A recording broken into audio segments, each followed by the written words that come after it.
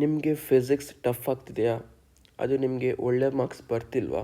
So ಈ 6 ಸ್ಟ್ರಾಟಜೀಸನ್ನು use ಮಾಡಿ ಫಿಸಿಕ್ಸಲ್ಲಿ ನೀವು 65+ ಸ್ಕೋರ್ ಮಾಡ್ಬೋದು ಮಿಡ್ ಟರ್ಮ್ ಎಕ್ಸಾಮಲ್ಲಿ. ಎಸ್, 65+ ಸ್ಕೋರ್ ಮಾಡ್ಬೋದು ಇದೇ 6 ಸ್ಟ್ರಾಟಜೀಸ್ ಯೂಸ್ ಮಾಡಿ.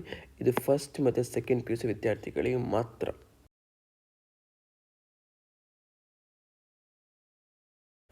ಫಸ್ಟ್ ಪಾಯಿಂಟ್ ಅದೇನೆಂದರೆ ಅಂಡರ್ಸ್ಟ್ಯಾಂಡ್ ದ ಕಾನ್ಸೆಪ್ಟ್ಸ್. ತುಂಬಾ ಇಂಪಾರ್ಟೆಂಟ್. ನೀವು ಕಾನ್ಸೆಪ್ಟ್ಸನ್ನು ಅಂಡರ್ಸ್ಟ್ಯಾಂಡ್ ಮಾಡಬೇಕು. ಯಾಕಂದರೆ ನಿಮಗೆ MCQs ಆನ್ಸರ್ ಮಾಡಲಿಕ್ಕೆ ಬೈ ಹಾರ್ಟ್ ಮಾಡಿದರೆ ಆಗಲ್ಲ. ನಿಮಗೆ ಕಾನ್ಸೆಪ್ಟ್ಸ್ ಗೊತ್ತಿರಬೇಕು. ಸೊ ಬೈ ಹಾರ್ಟ್ ಮಾಡಬೇಡಿ, ಕೇವಲ ಕಾನ್ಸೆಪ್ಟ್ಸನ್ನು ಅಂಡರ್ಸ್ಟ್ಯಾಂಡ್ ಮಾಡಿ.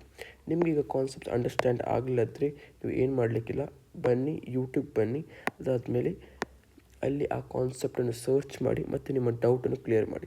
ಯೂಟ್ಯೂಬಲ್ಲಿ ಎಲ್ಲ ವೀಡಿಯೋಸ್ ಅವೈಲೇಬಲ್ ಇದೆ. ಸೊ ನಿಮ್ಮ ಕಾನ್ಸೆಪ್ಟನ್ನು ನೀವು ಫಸ್ಟ್ ಅಂಡರ್ಸ್ಟ್ಯಾಂಡ್ ಮಾಡಬೇಕು. ಫಿಸಿಕ್ಸಲ್ಲಿ ತುಂಬಾ ಇಂಪಾರ್ಟೆಂಟ್, ಯಾಕೆಂದರೆ MCQs ಇರುತ್ತೆ. ಸೆಕೆಂಡ್ ಪಾಯಿಂಟ್, MCQs ಪ್ರಾಕ್ಟೀಸ್ ಮಾಡಿ. ನಿಮಗೆ 65+ ಸ್ಕೋರ್ ಮಾಡಬೇಕಿದ್ರೆ ನೀವು MCQs ಪ್ರಾಕ್ಟೀಸ್ ಮಾಡಲೇಬೇಕು. ಇಲ್ಲದ್ರೆ ನಿಮಗೆ 65+ ಸ್ಕೋರ್ ಮಾಡಲಿಕ್ಕೆ ಆಗಲ್ಲ. ಸೊ ಹೇಗೆ ಸಾಲ್ವ್ ಮಾಡಬೇಕಂದ್ರೆ ನೀವು ಚಾಪ್ಟರ್ ವೈಸ್ ಪ್ರಾಕ್ಟೀಸ್ ಮಾಡಿ. ಕೆಲವು PDFs ಬರುತ್ತೆ, ಅದರಲ್ಲಿ ಅವ್ರು ಚಾಪ್ಟರ್ ವೈಸ್ MCQs ಕೊಟ್ಟಿರ್ತಾರೆ. ಅದನ್ನು ನೀವು ಪ್ರಾಕ್ಟೀಸ್ ಮಾಡಬೇಕು. ನಿಮಗೆ ಅದು ಬೇಕಾದ ಟೀಚರ್ಸ್ ಹತ್ರ ಕೇಳಿ, ಅವರ ಹತ್ರ ಅದು ಅವೈಲೇಬಲ್ ಇರುತ್ತೆ. ಅವರ ಹತ್ರ PDFs ಬರ್ತಾ ಇರುತ್ತೆ ಅವರ ಗ್ರೂಪಲ್ಲಿ. ಸೊ ಅವರ ಹತ್ರ ಕೇಳಿ ಅವರು ನಿಮಗೆ ಆ PDF ಪ್ರೊವೈಡ್ ಮಾಡ್ತಾರೆ. ಇನ್ನು ಥರ್ಡ್ ಪಾಯಿಂಟ್, ಪಾಸ್ಟ್ ಇಯರ್ ಮತ್ತು ಮಾಡಲ್ ಕ್ವೆಶ್ಚನ್ ಪೇಪರ್ ನೀವು ಸಾಲ್ವ್ ಮಾಡಬೇಕು.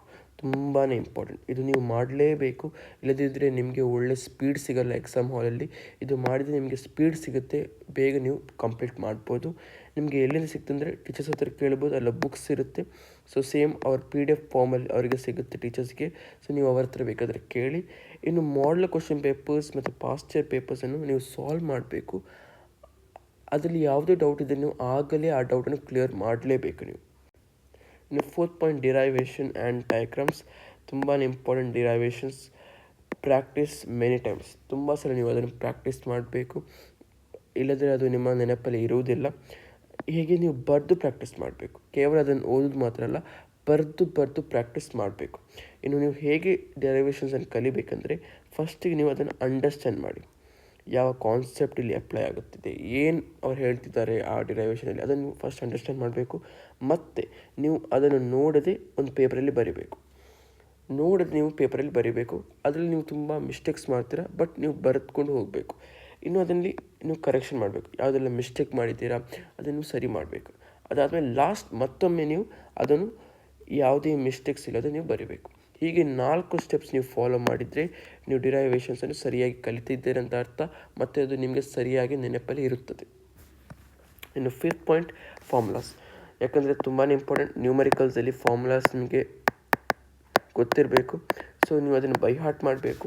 ಅದಾದಮೇಲೆ ನೀವು ಫಾರ್ಮುಲಾ ಶೀಟ್ಸ್ ಕ್ರಿಯೇಟ್ ಮಾಡಿ. ಫಾರ್ಮುಲಾ ಶೀಟ್ಸ್ ಇದ್ದರೆ ತುಂಬ ಈಸಿ ಆಗುತ್ತೆ. ಎಕ್ಸಾಮ್ ಹಾಲಲ್ಲಿ ಹೋಗೋ ಮೊದಲು ನೀವು ಒಮ್ಮೆ ಫಾರ್ಮುಲಾ ಶೀಟನ್ನು ರಿವೈಸ್ ಮಾಡ್ಬೋದು. ಇನ್ನು ನೀವು ಫಾರ್ಮುಲಾಸನ್ನು ಬರೆದು ಕಲಿಬೇಕು. ಕೇವಲ ಅದನ್ನು ನೀವು ಓದಿದ್ರೆ ಸಾಕಾಗೋದಿಲ್ಲ. ಸೊ ಬರೆದು ರೈಟಿಂಗ್ ಪ್ರಾಕ್ಟೀಸ್ ನಿಮಗೆ ಇರಬೇಕು.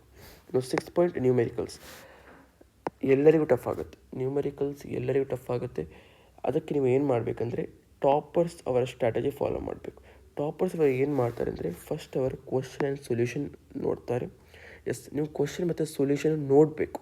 ಅದನ್ನು ನೀವು ಅರ್ಥ ಮಾಡಬೇಕು, ಹೇಗೆ ಅವರನ್ನು ಸಾಲ್ವ್ ಮಾಡಿದ್ದಾರೆ ಅಂತ. ಮತ್ತು ನೀವು ಕೇವಲ ಕ್ವಶನ್ಸ್ ಓದಿ ಮತ್ತು ನೀವು ಸೊಲ್ಯೂಷನ್ ಬರಿಬೇಕು. ನೋಡದೆ ಕ್ವಶನ್ಸ್ ನೀವು ಓದಿ ಸೊಲ್ಯೂಷನ್ ಬರಿಬೇಕು. ಅದಾದಮೇಲೆ ನೀವು ಕರೆಕ್ಷನ್ ಮಾಡಬೇಕು. ಏನೆಲ್ಲ ಮಿಸ್ಟೇಕ್ಸ್ ಮಾಡಿದ್ದಾರೆ ಅದನ್ನು ನೀವು ನೆನಪಲ್ಲಿ ಇರಬೇಕು. ಯಾಕಂದರೆ ಅದೇ ಮಿಸ್ಟೇಕ್ಸನ್ನು ನೀವು ಎಕ್ಸಾಮ್ ಹಾಲಲ್ಲಿ ರಿಪೀಟ್ ಮಾಡಬಾರ್ದು. ಸಿಂಪಲ್.